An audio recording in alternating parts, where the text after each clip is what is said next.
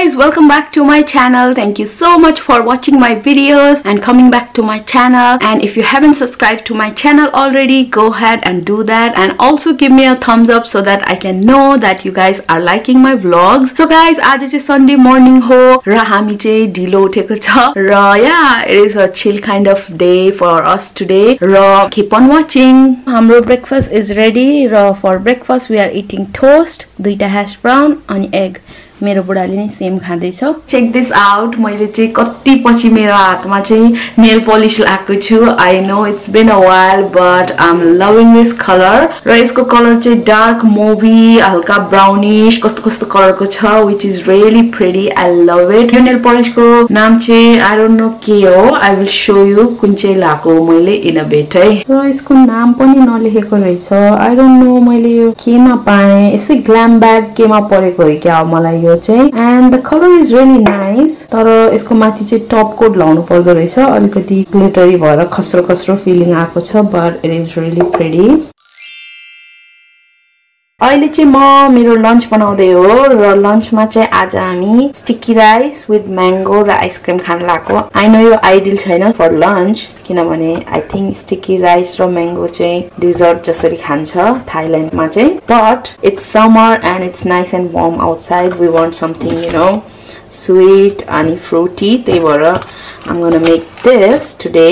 र यो बनाउनको लागि चाहिँ you need 200 grams of sticky rice, which is this one, 200 gram नै हो. अनि त्यसपछि 200 ml Thai taste coconut milk भनेछ. But you know I'm gonna put my own twist. म चाहिँ सिम्पल वाला बनाउन जाँदैछु, लाइक नेपाली स्टिकी राइस जस्तै बनाउने हो. So I will add some water हैन, 200 ml water. अनि त्यसपछि चिनी चाहिँ 3 tablespoon भनेको छ. अनि mango separately I will prepare. So let's go ahead and cut this.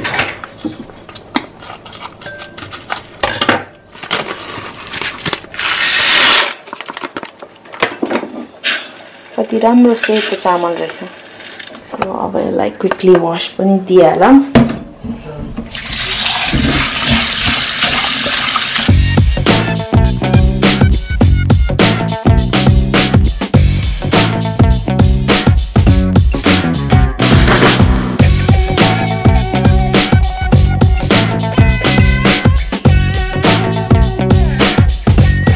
So यो धोइसकेको छु मैले. अब यसमा चाहिँ 200 ml पानी हाल्ने अनि यसलाई पाक्न दिने. अब चाहिँ म्याङ्गो प्रिपेयर गरौँ गाइज. यसलाई चाहिँ mango, well I have never tried peeling mangoes with these type of peeler. Oh my god, it is kind of impossible to do like that. So के गरौँ भने यो चक्कुले नै गर्नु पर्ला. म्याङ्गो चाहिँ पाकेको हुनु पर्छ गाइज. तर आई डोन्ट नो, छुँदाखेरि त गिलो गिलै छ है यो म्याङ्गो. खाँदाखेरि चाहिँ पाकेको यम्मी हुनु पर्छ क्या, नत्र मिठै हुँदैन.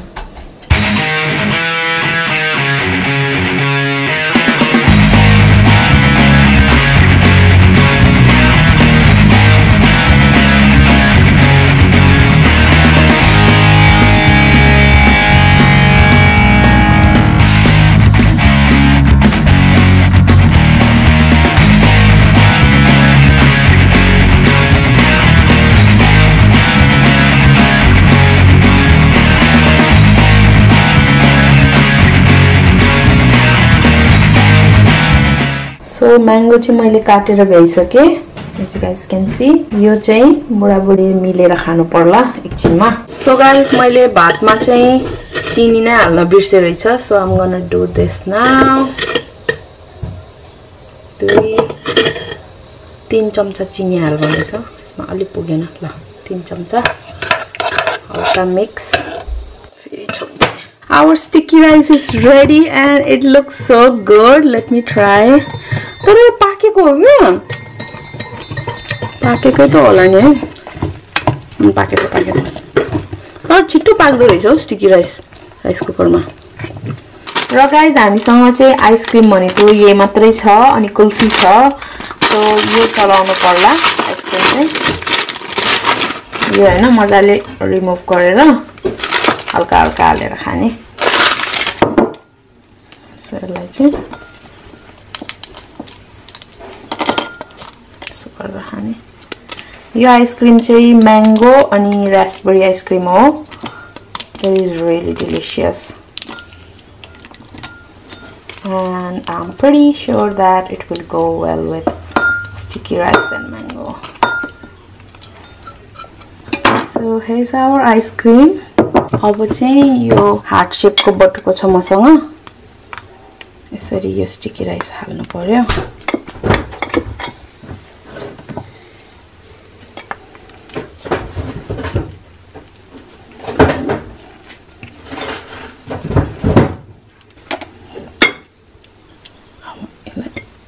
there you go. Haha, hot chip ko. So त्यो त्यसरी राख्ने अनि यहाँ म्याङ्गो छ मेरो म्याङ्गोलाई चाहिँ यसरी डिस्प्ले गर्ने यसरी अनि अघिको आइसक्रिम छ यहाँ त्यसलाई चाहिँ यसरी यहाँ साइडमा राख्ने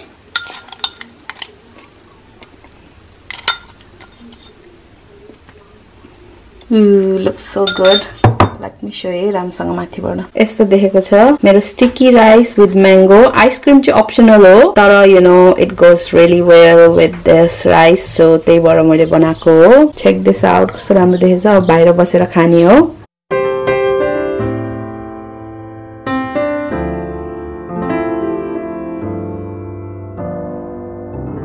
सो मैले मेरो प्लेटमा नै हालिसके बाबु तिम्रो प्लेट पनि देखाउनु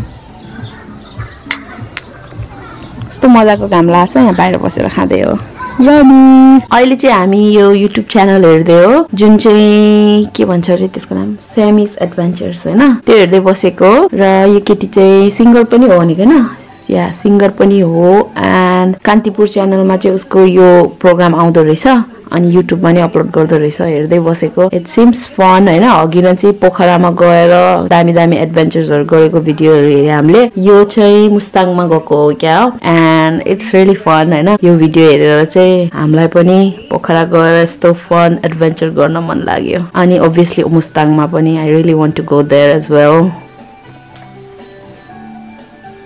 snack time bacon So guys, हिजो चाहिँ म टाउन गएको थिए र मैले खासै टाउनमा भ्लग गर्न पाएको थिएन तर हिजोको भ्लग चाहिँ एकदमै फन छ go ahead and watch that video हैन हिजो चाहिँ मैले हमजाङ्गाको फनी जोक्समा रिएक्सन भिडियो बनाएको छु र हिजो चाहिँ मीनाको फेयरवेल डिनर नाइट आउट थियो so definitely go ahead and watch yesterday's vlog र हिजो चाहिँ म टाउन गएको थिए एज आई टोल्ड यु र I got some good bargains मैले तपाईहरुलाई मलाई हतार छ आज म भोलि देखाउँछु भनेको थिए so like I promised I am gonna show you what I got from the town yesterday है त सो म दुई तीनवटा ठाउँमा गएको थिए हैन र म चाहिँ एउटा च्यारिटी शपमा गएको थिए त्यहाँ चाहिँ नयाँ नयाँ ब्यागहरु थियो लाइक लिटरली ब्रान्ड न्यू ब्याग्सहरु थियो लाइक यो ब्रान्डको हैन ब्लसम भन्दो रहेछ ब्रान्डलाई चाहिँ अनि ब्याग्सहरु थियो लाइक सेम ब्याग्सहरु दुई तीनवटा कलरमा अनि सेम ब्याग्सहरु सेल लाग्थ्यो and that's how I knew यो चाहिँ यु नो अरूले युज गरेको ब्याग हैन किनभने ट्याग पनि छ यसको रियल प्राइस चाहिँ 8 पाउन्ड रहेछ I got this one for 489 र यो चाहिँ के हो भने ट्राभल मेकअप ब्याग जस्तै भने नि हुन्छ टोयलेटरी ब्याग भने नि हुन्छ हैन so I am gonna put all my stuff in here from now on अनि ट्राभल किनभने मेरो मेकअप ब्रशेसहरु यसमा मजाले अट्छ अनि अगाडि फ्रन्ट पकेट पनि छ यु गाइस क्यान सी मैले रिसेन्टली पनि एउटा ब्याग किनेको थिए बिस्टर भिलेजमा त्यस्तै कपडाको मटेरियलले बनेको छ इनफ्याक्ट यसको क्वालिटी झन् बेटर लाग्यो मलाई सफ्ट छ त्यो भन्दा दह्रो छैन र यसको चाहिँ ब्युटीफुल फ्लावर प्याटर्न्सहरु छ पिंक येलो अनि रेड फ्लावर्सहरु छ यु गाइस क्यान सी अनि यसरी होल्ड गर्ने कुरा पनि छ which I really like so यो मैले त्यो च्यारिटी शपबाट लिएर आएको थिए त्यसपछि चाहिँ म पाउन्डल्यान्डमा नि गएको थिए सो पाउन्डल्यान्डबाट चाहिँ मैले दुई तीनवटा सामानहरु ल्याएको छु वेल या धेरै नै छ एज यु नो पाउन्डल्यान्डमा गएपछि चाहिँ सामानहरु मैले लिइहाल्छु सो बेसिकली पाउन्डल्यान्डमा चाहिँ म यो लिनको लागि गएको थिए shampoo so I got 3 of those this is from Dove अनि प्रो एज श्याम्पू हो यो चाहिँ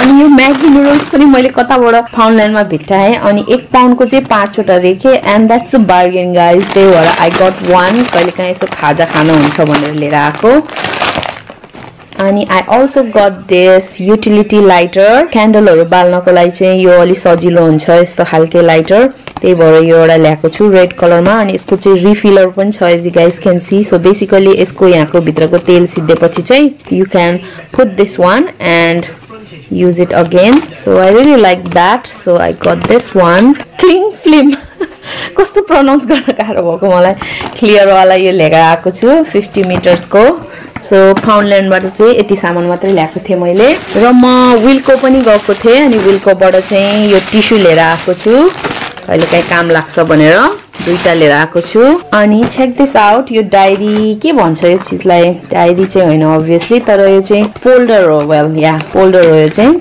सो बेसिकली यो पिंक कलर को छ अनि यसमा चाहिँ you can put all your bells and stuff like that अनि यसलाई चाहिँ लाइक ABCDEFGH यसरी गर्न मिल्छ हैन यहाँ अर्को पनि थियो सेप्टेम्बर अक्टोबर हैन बिल्सहरु कसरी राख्ने त्यो अर्गनाइज गर्नको लागि लिएर आको सो मलाई चाहिँ यसरी सजिलो लाग्छ लाइक ABCD वाला सो मैले यो राखेको छु अनि बेसिकली यसमा चाहिँ डकुमेन्ट्सहरु राखे पनि हुन्छ ट्राभल गर्दा पनि यो एकदमै ह्यान्डी हुन्छ जस्तो लागेर मैले लिएको तर I will use this to store my chequebooks and passports and stuff like that 1 pound 25p हाले होला यसलाई चाहिँ इट्स रियली नाइस र यो टिस्युलाई चाहिँ 50p इच हालेको क्या